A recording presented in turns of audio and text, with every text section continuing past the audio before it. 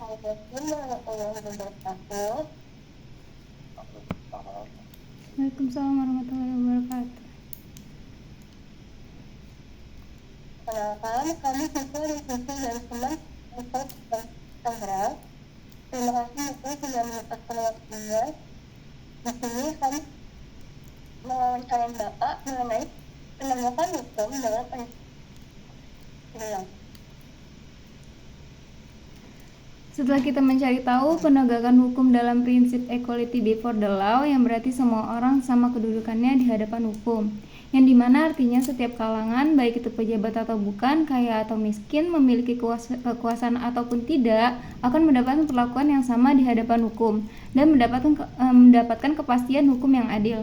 Di sini kita memiliki beberapa pertanyaan terkait hal tersebut, yang dimana kita perlu mengetahui proses penegakan hukum yang tidak berpihak terhadap prinsip equality before the law.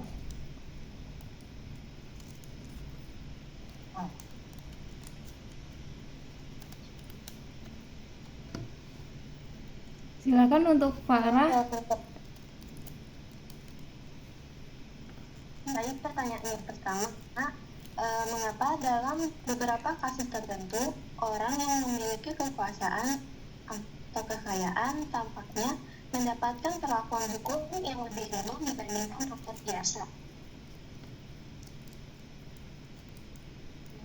Menurut saya ya, karena orang yang memiliki kekuasaan atau kekayaan, dia bisa menggunakan kekuasaannya untuk mempengaruhi proses hukum.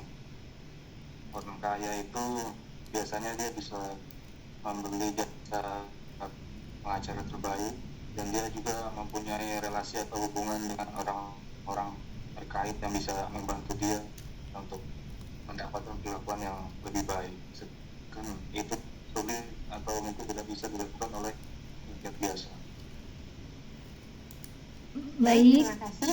Lanjut untuk pertanyaan yang kedua. Baik, untuk pertanyaan yang kedua, bagaimana penegak hukum menangani kasus ketika ada diskriminasi terhadap kelompok minoritas atau masyarakat yang kurang mampu? Untuk itu, penegak hukum harus menggunakan undang-undang yang adil untuk melindungi hak-hak kelompok minoritas atau masyarakat yang kurang mampu. Kemudian penegak hukum juga harus bisa memastikan bahwa semua orang diperlakukan sama di depan hukum.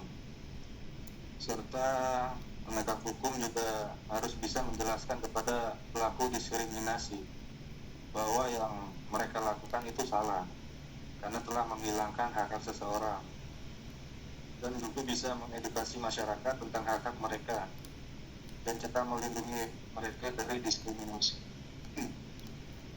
Baik, terima kasih. Kita bisa lanjut ke pertanyaan yang ketiga.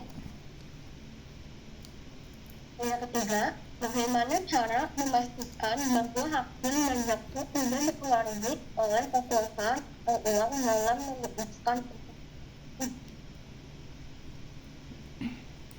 Memastikan itu, kita harus mengikuti proses hukum tersebut ada, karena kinerja hakim dan jaksa harus diawasi dan dinilai untuk memastikan bahwa mereka tidak dipengaruhi oleh kekuasaan ataupun uang. Jika ada hakim yang salah dalam memutuskan perkara, bisa dikenakan sanksi, baik itu agresi maupun pidana. Terima kasih. Ya.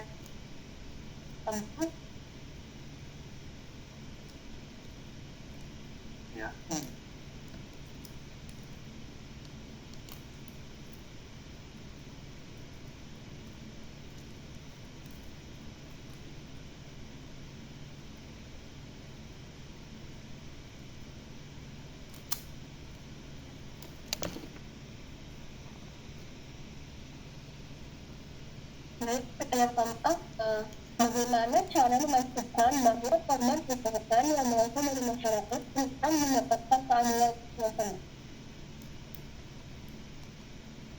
Itu kita harus mengikuti kinerja penegak hukum agar kita bisa memastikan bahwa mereka tidak diskriminatif dan adil. Selanjutnya kita juga bisa menggunakan jasa LSK, Lembaga Pengawasan Saksi dan Lembaga Perlindungan Saksi dan Korban ya, untuk melindungi hak hak korban dan memastikan bahwa mereka mendapat keadilan. Baik, terima kasih Bapak. Untuk pertanyaan terakhir, Bapak, yang terakhir, mengapa kasus pelecehan seksual yang melibatkan orang berpengaruh seringkali berakhir dengan kesepakatan damai tanpa proses hukum yang jelas? Karena dia orang berpengaruh dapat menggunakan kekuasaannya untuk mempengaruhi proses hukum dan menghindari konsekuensi. Lalu korbannya juga mungkin sudah mempertimbangkan dampak ke depannya yang rumit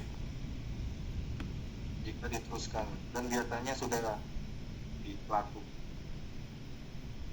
Dan juga kesepakatan damai itu disepakati kedua belah pihak karena untuk menghindari proses hukum yang panjang dan melelahkan juga.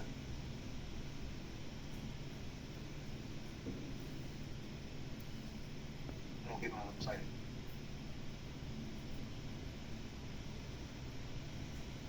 baik. Pertanyaannya sudah semua. Terima kasih atas jawaban dari atas kesempatan waktunya. Waalaikumsalam. Waalaikumsalam. Terima kasih Bapak. Ya.